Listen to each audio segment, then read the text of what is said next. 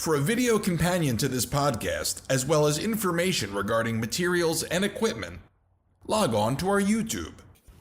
Welcome everybody to Making Muppetland. This is episode 3. This is an entire episode dedicated to developing a dark ride track and the subsequent track system.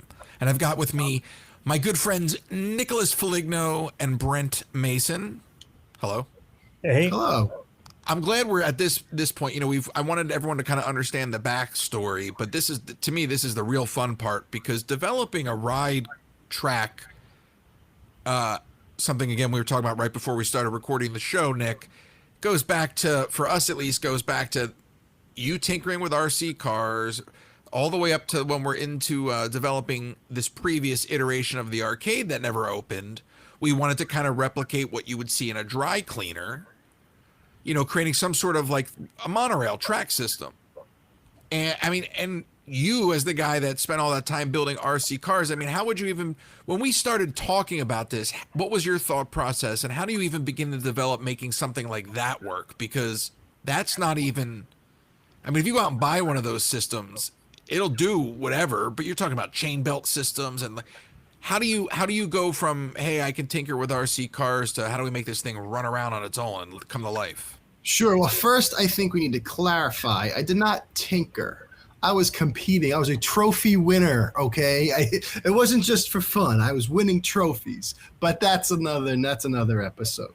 But yeah, so as far as like making that translation, you and I spoke about how to do it. How can we take, you know, basically something that's motor driven and moving, whereas an RC car is on the ground and can kind of go anywhere. How do we take that and put it to like a fixed path, kind of like a model train? And we talked about model trains. We talked about slot cars. We talked about, you know, the thing that you see in the dry cleaners, the big carousel thing that looks like it goes on forever in the back. And, you know, Google was our friend when we first started to really brainstorm. We Googled literally like dry cleaner track conveyor belt, and anything dealing with conveyor belt we found. And there was stuff from, I think we found like in the metal making industry to like automated painting things, kind of where you see a conveyor belt in a factory. We saw all that stuff. And, it just kind of gave us, I think, a very basic blueprint and foundation as to like what to do or where to possibly go next to flesh out our ideas, right? I mean, we sent sketches back and forth and different thoughts and bits and pieces and hows and maybes. You know, could we do this with Legos, Connects? Could we, you know, how? I mean, really, there was so many options. I think it was just a matter of really figuring out what was going to be the best. I kind of remember you said the train thing. I remember I was harping on like, why don't we just buy a train set and like compartmentalize it and then screw something into the top of it like an arm and whatever. Because, you know, it's Brent. I wanted to make the droid factory, obviously. Not really, but that's the idea, is to have some sort of autonomous conveyor system. But then, so like that becomes the jumping off point, because we got as far, and if you watch one of the videos, I think it was last week's, you can kind of see what Brent started 3D printing. He started trying to come up with something you'd throw some servos on and let it just run around like a track on its own, right? Like just let it run wild. Yeah. But that's not really enough. No, but it's a starting point. You need to kind of, I mean, there's a lot of little things you got to try to problem solve along the way. And sometimes you have to print a section out, realize what works and doesn't work, and then add to it as you figure out what works and keep adding to the stuff that works. Yeah, but when it's okay, we didn't, again, no idea that was going to basically take us to a version of a ride, because what we were doing then, and even going to like one of the conveyor systems, because Nick and I found so many companies that sell this stuff, and that's where you start learning terms. You're like, oh, this whole time I've been looking for U-channel versus something that would run on a track. We started off with that little, I think it's like a pink and yellow 3D printed thing with some servo wheels running around the foam core track. Yeah. That's running within the confines of something. That's like letting like a mouse run loose in a maze. we built a cage to the sides of it. Right. And even then you had issues with it on the turns. Yeah. That now because you're putting in that situation, I think we had, whether it was 2 or 4 continuous servo motors on a thing racing around a track. So there was no pivot points like Nick on an RC car. So it was just basically like, unless that track was wide enough for it to figure it out around the turn. Yeah, it was a matter of when you're looking at the axle points, if they're too close together, then it can buckle up on itself. If they're too far apart, it won't make the curvature of a curved track. So it was trying to figure out the balance and the distance between each of the axle points as to each point moving as it moved around a corner. So when you get to something hugging a track, and this is where Nick and I were going back to like roller coaster, like, fittings and stuff. It's a little bit different because now you have wheel fittings that are hugging a track. Yeah. And in this case, Brent, you built wood track. Now you've got wheels that have to bind to this thing and grab it and go with it as it turns, as opposed to something that it's a little more forgiving when it's racing inside of something. Yeah. Whether it's a self driving vehicle running inside of a track versus something that's got to hug something and turn on it. And that's why I kept using roller coaster as a reference. And Nick, again, you would do those pencil sketches. I think for us, Royce, like we talked a lot too, like the straightaways, and Brent mentioned it, the straightaways are easy. Getting something to go straight in a track, whether it's a U channel, whether it's some sort of pipe thing, whether it's on like an actual train track or within guides, like that was the easy part. The part that I know Royce and I, we always struggled with when we were talking was the curves, how to do it. Do you have kind of like like a train car, there's 2 trucks on either end that rotate independently. And I mean, you guys are out there making it, but Royce and I were just trying to wrap our heads around it, how it could wrap itself around the turns, because like I said, the straight's the easy part. Brent, when we were doing the version that you did in the foam core track, that's when you started adding the pulleys and stuff to the outside, using pulleys as sort of like a very rudimentary ball bearing, if you will, so that as soon as something starts to bind, it's got some forgiveness. Right. Yeah. But of course, here's the big thing about that process as well.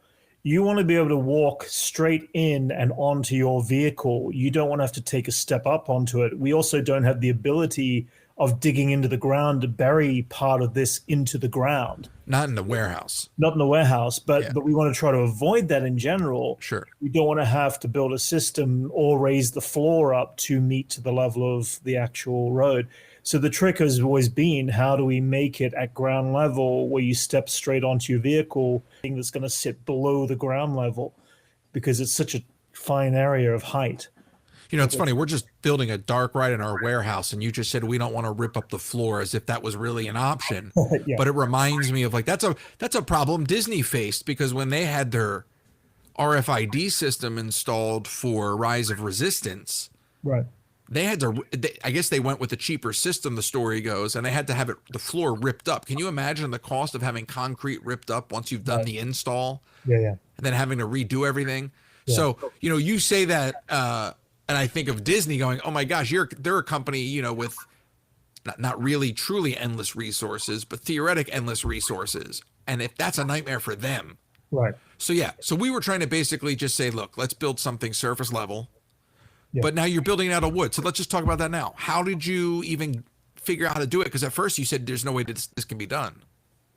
Well, it was really a matter of just figuring out the thickness and the height and all that sort of stuff. And then just building blocks, building them bit by bit, giving it some strength to it so it wouldn't break.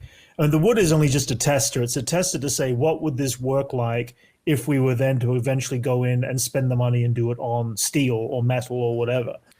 But watching you, the way you even built the track, stapling and the gluing, I mean, and to hold it into that form. But my point being is we only had so much space to work with. So what ultimately happened is we went through a series of attempts at how to make that guide system that now has to hug the track. Yes. And what we found was the one that worked ultimately, that is the correct solution. And Nick, let's talk about this for a second. the idea was to have two sets of sort of we were using like rollerblade type wheels or skate wheels.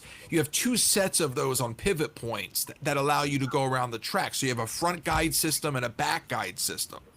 But because of the situation we were in with the space that we had to work with, we couldn't actually use ultimately what I would say is the correct guide system.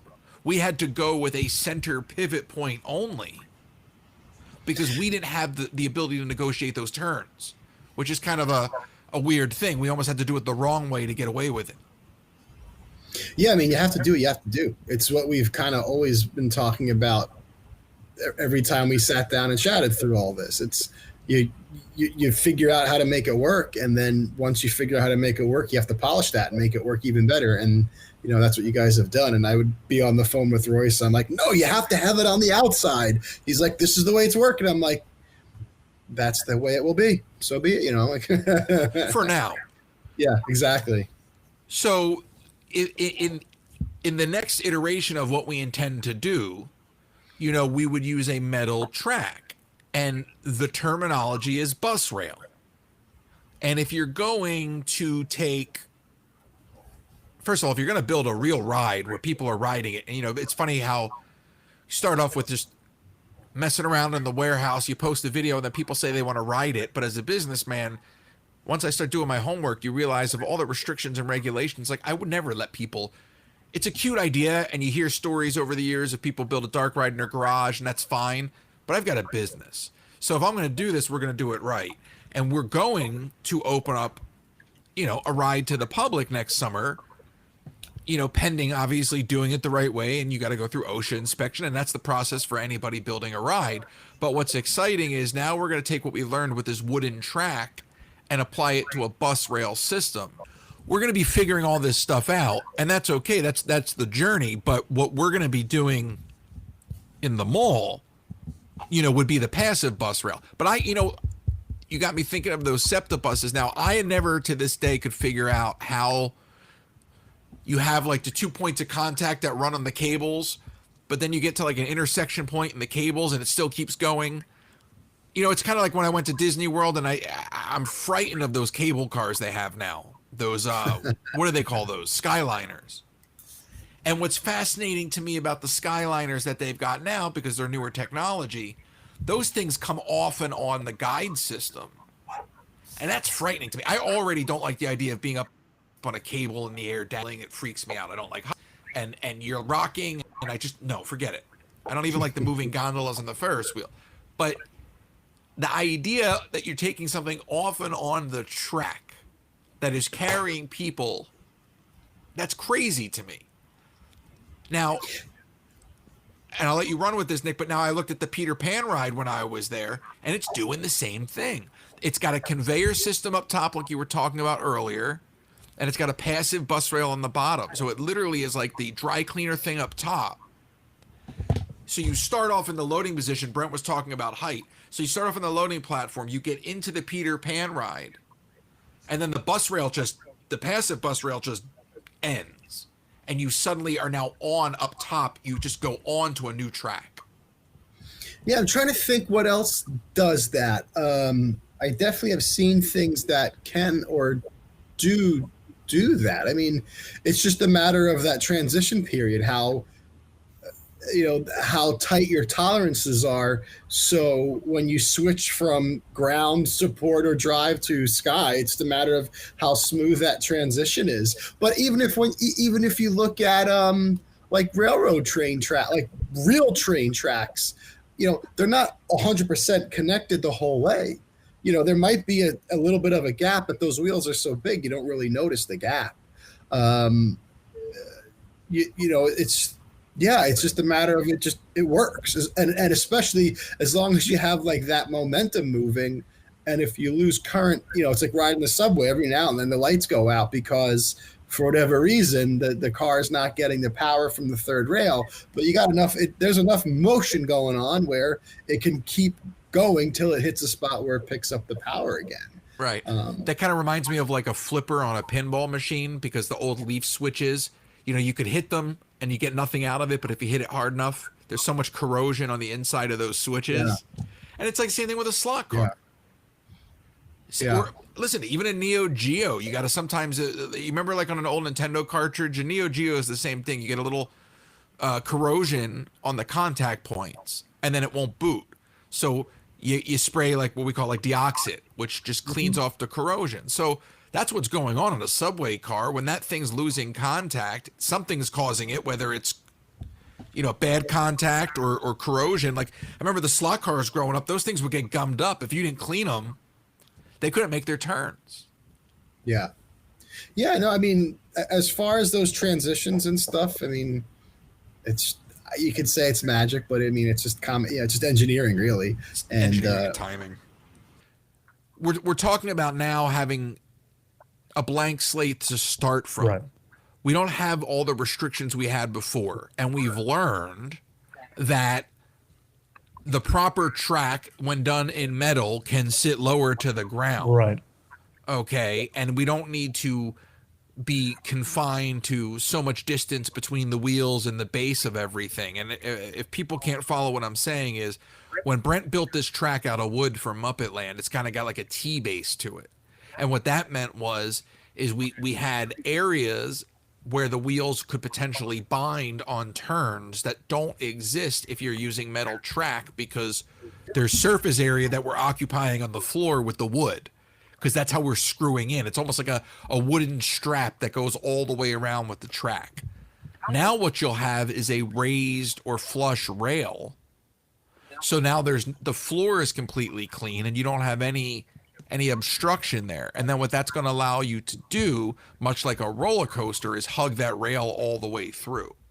Right now, and you know, sorry, go ahead. I was going to say, right now, that all applies to the limit of what the motor is that we are currently using. The motor, you've only got so much space between the bottom of the wheel to the bottom of the motor that's hitting that would hit a track. Let's say we replace the wheels with larger wheels, that takes the motor higher up and it allows us to put in a lot more support mechanism, rethink that whole process. That's always been the limit of what our current situation is that we've only got like about 3 inches between the bottom of the wheel to the bottom of the motor in the center. And that gives us only X amount of space for the track itself to be only so high. Well, it's kind of like that was the motor I bought to see if we could pull it off. Absolutely. Then it becomes a restriction. Yes, correct. Yeah. Much like having a warehouse to build a ride in, but you only have so much space. So there's the answer. You're saying really first you would go find a motor that's got larger wheels. It would at least give us another couple of inches. It gives us a few more inches to play with any support frame we want to build around it to hug the track. Because right now we are limited to only a 3-inch high space to put casters on the sides and little ball bearings or whatever we need to. And we want to play with slightly bigger equipment when we get to that level to be durable so it can last longer. And also potentially swap out a vehicle, like Nick is talking about the magic of having that kind of that moving track. I mean, it really is and that kind of goes back to what Nick was saying about the magic of like that moving track segment, because now that you're talking about building a ride system that's open to the public, there are real considerations for handicap passengers, for maintenance. There are real things now where it's like, okay, we might actually have to tackle that magic, because the idea of being open to the public has a whole different set of ramifications than Brent and Royce in a warehouse with Nick on Skype or whatever. You know, it's like, that's, even though we're restricted to what we're dealing with, it's limitless in terms of what we can explore. Once you bring it into the real world, you do have to suddenly accommodate things. We found that out the first time we were designing the arcade. We wanted to put a ring in the middle, Brent, that people could go up a ramp, and then you find out, oh, the ramp grade has to be at such a grade because wheelchair access. Yeah. You know, oh, now it's got to be out. Now it's eating into the floor. So when we're talking about doing the ride now, Nick, in an environment where you would have to actually swap out stuff, I mean, you're really talking about building the same kind of stuff you'd have on a roller coaster, that magic of that moving track or a train. Well, I mean, I mean, the next time anybody goes to a amusement park or a theme park, Disney, whatever, I implore you to like really pay attention to your surroundings and look at the magic behind the scenes, because inevitably right where you either get on or get off, probably more of like an amusement park than a theme park, because in Disney and stuff they hide all that stuff very well. But if you're on like an outdoor roller coaster, right either before the trains come into the station or right out or right where they come out, most likely you'll see a section, like a weird section of track that literally will shift, and it shifts enough usually to hold one whole length of a car, and then there's like a garage somewhere with a whole nother car or train hidden somewhere. And it's just like a subway system, it's just like a railway system where they have extra trains sitting somewhere that they're constantly working on, constantly maintaining and keeping, you know, like ready to roll. And then when car 13 breaks, well, let's bring in 29. It's that, I don't want to say that simple. It is a very easy concept to understand, but then, you know, it's like you have to have the extra pieces, the extra cars. You're double, tripling, quadrupling everything. The redundancy, like Brent was saying, how heavy duty of a material is it built out of? Is it built out of wood that will eventually wear over time, or is it built out of like grade 8 steel that's going to take a beating and you don't have to worry about it? And then it really does come down to, doesn't matter whether you're building literally building a roller coaster or a thrill ride versus building a traditional Disney dark ride like Peter Pan or something, or Mr. Toad's is probably a better example, where even at that level, you still have to take in all those same considerations. So you have to have all the same safety accommodations. All those things have to happen. And I, off the top of my head, can't recall, like in something like Mr. Toad's, where that happens. I know there's usually, like you said, Nick, there's that piece of track that splits off always somewhere through a door. Yeah. You know, and those, so anyway, that's going to be the reality check of taking what we've just learned, applying it to the real world. But I mean, I think if you're following along on this, that's kind of interesting, because I know we'll get it done right. And I know we'll bring in the right people to ensure that we get it done right. But what we've learned so far is how to do it in a way that I think is viable, because we are using a wheelchair motor. We are using a potentiometer to control speed. We are using things like, you know, servo motors to actuate buttons and things like that. So we are doing things at a level that anybody can play with, anybody can kind of tinker in the sandbox with. But also it's safe. You know, it's kind of like if you're like on a ship out in the ocean, you can't just go to the ship part store when X, Y, or Z breaks, especially if it's a one-off part, which is why using, like what you said, Royce, as a wheelchair motor is not a bad idea to keep these things up and running, because you can then go out, get the part off the shelf very easy rather than calling a machine shop. I mean, granted, again, Disney, I'm sure, has a crazy machine shop that one day I would love to play in, but I don't think they'll let me. But, you know, until you're at that level, having things that are off the shelf you can find online or go to walk into a store and buy is also very helpful. But yeah, the redundancy thing is just, you know, so important once you get into the commercialization of it and the public having access to it.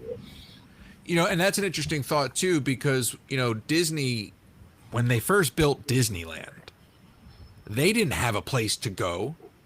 So they might have brought in a vendor to help develop things, build a ride here, or whichever they need to do. For the most part, they were developing stuff in-house. So that's what you're going to do. So like Brent said, the next time you go get that motor, you know, we now have a set of sort of restrictions, or maybe not restrictions, but we've got a set of things to define that we didn't know about before. So that's going to come down to starting with going into the space and Brent going, well, look, just like you said in the last episode, how many scenes are there? Where, you know, what's happening here, what's happening there, just to give you a sense of how much track you're laying. You know, we'll have a general sense of the story we want to tell and a general sense of each room. But ultimately, what has to happen first is you have to know that you can get enough track in there, that your vehicle is going to be this size X, and then it's going to be able to negotiate the turns and make the distance. It's one thing to say, oh, how do you get a vehicle to run? It's another thing to go, how do you get it to run, like you said, over and over and over again without fail? And it's kind of almost like this is a meeting of sorts, because, you know, this is a podcast for other people to listen to, but I'm walking away with this going, okay, so what we'll have to do first is really find a better wheel motor set, right? And then we'll have to identify the size of the track channel. And that's a very different starting off point than last time. So that's kind of exciting in of itself, because that means that we wipe a lot of wipe a lot of old lessons off the table in exchange for a lot of new lessons. And I know some of them are going to be real challenges. So, Royce, there's still one thing that I understand, but not enough that you might be able to explain a little better to me. So this is not the kind of a ride like a roller coaster where it starts and it ends and it keeps moving. We're going to want to take pauses along the way for whoever's riding it to experience a moment. So how does it start and stop? How does the process work for that exactly? No, that's a great question. And, you know, the way we're doing it now is through the ride control system, kind of stopping and starting it. There's a key lock mechanism on the ride vehicle. So what I've done is I've swapped that out with a button that basically one of our servos is punching. So that'll stop and start you. But it's a forward, like any other ride, it's a forward motion only. So you can stop and start it on cue. What I've talked to Nick about is how to take that a step further, because that's a very rudimentary solution.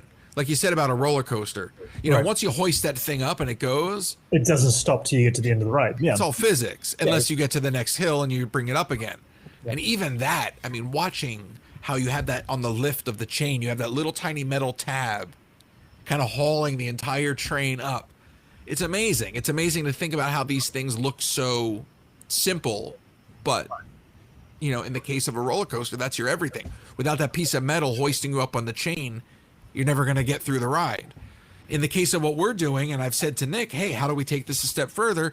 Instead of punching a button that's basically stopping and starting this vehicle, how do I add it into DMX or some other sort of protocol? So now I can literally, instead of having to have a physical button that I've got to have a servo punching, like a robot finger, if you will, how do I take that, Nick, and now just make it all pure protocol? Well, we have to figure out the protocol first. It's a matter of programming and make it bulletproof, because again, people are going to be on this thing that's moving. And then once we have it, then we can start to tweak and modify it to fit the individual ride, I guess, where we want it to stop, how we want it to stop, you know, I guess add in possibly acceleration, deceleration, stuff like that.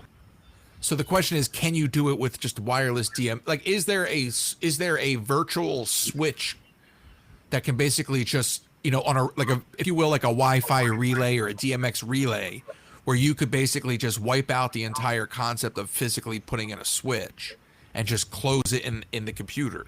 Oh, sure. I mean, look at what, you know, we want to go back to remote control cars. Look at what controls that. As far as at least the motor control is, there's your transmitter, your receiver, which are talking to one another. Then your receiver is talking to your speed controller, which is then talking to the motor.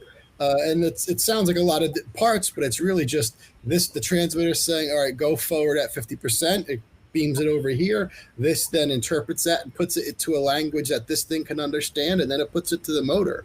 And that's a matter of, you know, again, language and programming. So once we can figure out how to do it and transmit that data wirelessly, or if we do it through, say, a bus bar of some sorts or something, it's just really like that easy. Because look at what remote controls can do. You can have a handheld remote control to control a ceiling fan. So it's really just a matter of how we want to do it, how we want to control it, and again, the programming, or the programming of choice, if you will.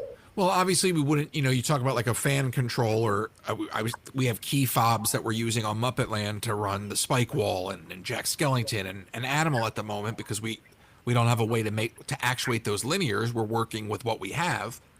Yeah, I know we once talked, or you asked me once about, do they make DMX controlled fans? And I'm like, yes, they do. But we've talked about a kind of a sidecar to that. Instead of spending $600-700 for a DMX fan, get a DMX relay, plug the fan in, set it at the speed you want it to, and it's just on off, that type of thing. But yes, so in theory, if DMX is talking to a relay and all a relay basically does is turn something on and off, and you're going to use DMX to tell it when to turn something on and off, whatever you connect to it, it's going to go on and off. It's as simple as that. Whether you have a fan, whether you have a light, whether you could have a blender. There's a company that made a DMX controlled blender, and it's wild. So it's really whatever you want it, plug into it, I should say. One of the interesting things when I was reading the OSHA ride manual was saying one of the big things is that the ride cannot start back up after a power failure. So if we're talking about building a ride in the mall, the whole mall power went out and then it all booted back up. You can't just have a vehicle that starts running on its own. So the idea of doing this entire thing with low voltage and localizing everything down to batteries, it's a whole different animal that way, because now you don't have to deal with 110. To me, that's the key. The idea of doing something that's low voltage then allows people on their own to go, all right, hey, Mom, hey, Dad, clear out the garage. I'm building a ride. That's all. I just want to see this happen. I just want to see, I want to see little Brents popping up all over America building rides. That's what I want to see happen. I want to see inspiration being sparked. You were tinkering in the garage, and yes, you won awards, but that tinkering, look at the stuff you've done, Nick. I mean, the lighting stuff you've done, irrespective of the arcade, you were doing something couple months back with projection in a cube. I mean, you've done some really crazy stuff. That's the future. There's not a lot going on, especially in a pandemic world. There's not a lot going on outside of the house, and I think the future. I don't know if you guys are familiar with like the Meow Wolves and places like that. I think Meow Wolf is gone now, but those sort of immersive experiences. That's the future. People can shop online.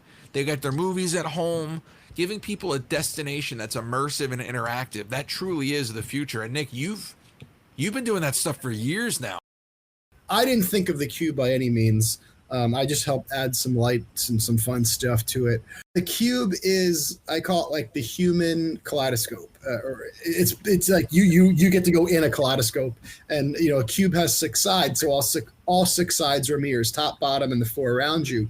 And once you kind of like get locked in it, you're looking at yourself here, but then in that reflection, here, you look at yourself here, and then in that reflection, you see yourself back there, and then you literally just roll your eyes up and you see yourself there, and it just keeps bouncing around. And then once you add some lights and things to that, it does exactly that, where the lights, one image or whatever might be here, but being that the whole thing is mirrors, it's reflected here, here, here, here, and it just goes on and on and on to this like infinity type of feeling. It's wild. It's like a funhouse mirror, like times a million. Yeah, but way, way, way up. That's the kind of stuff that like adding that to a ride experience, whether it's a motion simulator or whether it's even just a walkthrough experience like you guys were doing. Because that was, did you just stand in there? Yeah, I mean, that was for like I said, a basketball team, and they were using it for their player promos. So the players would go in there, and they had some other neat, like giant basketball images projected and floating around. So it looked really cool for them. But there are, it has been used for kind of like, it's the social media generation, whatever you want to call it, where people will go in it and just take their own selfie and put it on their Instagram. And it's one of those things, how it like grows and gains attention. Viral, I guess that's the word, viral. Well, it's like the Instagram warehouses. Yeah, exactly. But it's a very neat thing. And again, you get in it, and it's very, at first you're a little disoriented, like whoa, and then once you figure out what's going on, you're like, this is really cool. And then depending on the lighting, it's even cooler. And the neat thing about the lighting is it's all on the outside for the most part, where because it's like one way or two way glass, whatever you want to call it. So if something's being projected, it's being projected from the outside. It hits this glass, but then it comes through. But it's mirrored on the one side, so it bounces back and you can't see. And that was the other neat thing, where once people got in, they can't see out, so they think no one can see them, so they start doing silly things, or looking at their makeup and picking the nose, and we're watching it and they don't think anyone can see them. So these are the kind of experiences that are going to be the future of family entertainment, because you're going to get to a point, again, look, I love Disney and I love Disney World, Disneyland. I like Universal, but I love the Disney magic. But you're going to get to a point where folks are going to be looking for something to do, regardless of traveling, because getting out of the house is going to become more and more of a thing to do. I know that sounds bizarre, but we are now getting to a point in our culture where working from home, like I said, shopping from home, the theatrical movie experience, all these things. So when you can create a unique experience like what you just described, Nick, or what we're going to attempt to do with what we're building, the entire place, you can inspire somebody. And I think what's really, really exciting about taking all these things that you've done and meld them with the things that Brent has done, and that is really, like, by the way, that is really a big Pepper's Ghost illusion, right? So taking all of these things and not just creating an environment where people can come and play, but be inspired. I think it's really valuable now more than ever to say, hey, look, we're not just doing this stuff, but we are very open about the fact that we're almost learning as we're going with a lot of it. That, again, that first time, Nick, that you helped us, you designed that LED wall. The first time that thing came to life, hours of just me watching that thing. And then the first time that Brent built an animatronic, and the hours that you just, when you unlock something for the first time, and then you realize, like you're saying now about this ride, now we know, Brent's saying, right off the bat, now we know I need bigger wheels. You make sure your motor base is raised off the ground. Just that idea that in a short period of time, we've gotten to that point. And if we can show people, hey, look, maybe not at this level, but sure, it's accessible. It's all accessible. And I think that's really, really important. I think it's kind of lost on this current generation, not to get too preachy, but I think, you talk about the Instagram culture and pointing the camera on yourself. But what if there was something cool enough that you could point the camera on and maybe you actually made it? And maybe other people are enamored by it and watching it. And maybe we could get the camera turned around a few more times. And I think that's what's important, and it's lost. So that's what I'm attempting to sort of arrive at with maybe not so much Muppetland, because that was a test on what can we pull off, but this next iteration of where we're going with developing a ride system is to build a ride system that will not only be sustainable and will last, but will be the foundation for a larger overarching premise, which is we've got this business that was almost dead in the water, and what would have been, like Brent said before, like a dream project becomes our phoenix rising from the ashes. And if it can be the jumping off point for other people to realize that, hey, I'll use this as an example, that Xbox controller you're using right now to play video games, with a little hard work and another 10 years of cultural advancements, you might be using that thing to do brain surgery. And I think that's what's really, like, Brent, we talked about this morning. That's, for me, the crux of all of this. We are in a really pivotal point in our culture, and there are a lot of really valuable problems that need to be solved. And what I mean by valuable problems that need to be solved is the stakes are high, right, Brent? That's what you said. The stakes are high. So yeah, we're theme parking and doing animatronics, and Nick's talking about, you know, LEDs and this projection cube, but it's all art and technology. And without art and technology, you don't have Apple. Without Apple, you don't have Pixar. I could keep going. I won't. I've said enough. Well, I mean, it also goes back to their schooling and education. How many schools do actually have home ec and industrial arts anymore? It seems very few and far between kids that have interest in it. But kids have interest in games and sort of being creative, and they want to make virtual things. So hopefully, you know, they can see, or they can come up with ideas to put it all together, where it's like, I like to make things with my hands. I know how to use tools. I want to make an idea I have in my head, and I want to make it a reality. And I also want to use the computer and the internet to document it, put it out there, and also finding ways to do it. And not just finding ways to do it, also find other like-minded people, where, you know, which is one of the kind of interesting reasons I think, Royce, you're doing this all, especially this podcast, is to kind of like connect with other people with the same mindset and help them to make their own ride. Like, there's communities out there. You just have to, sometimes you have to dig a little bit and find them. And once you are able to make those connections and get access to those communities, really, I mean, anything is possible. Just like you said, it's just simple as that. Yeah. The one thing with the schooling element is that some of the slightly better off schools right now, they can afford to do robotics, and they have robotics competitions between the schools. But that'd be nice to see that develop towards all kinds of schools, all levels of schooling, whether it's low funding or whatever, because it is a hands-on thing. In fact, that's where I think would be better off served the low grade areas that can't afford it, if that was part of the process of getting robotics into those schools. Those are the kind of kids that are going to be more acceptable to hands-on building robotics. Just recently, I found out one of the kids who did robotics at one of the schools I worked at is now literally doing rocket science, quite literally doing rocket science. That's awesome. And that's only from maybe 5 or 6 years ago. And now he's got a job at the a rocket lab in Los Angeles here. So, yeah. You can't. There's no better example than that. So we'll end it there. But that's exactly the point, right? Yeah. I mean, that's. So we'll see. So stick with us. Always ask questions in the comments. We've got 2 more episodes of Making Muppetland, and next week we're going to get into really animatronics and puppetry.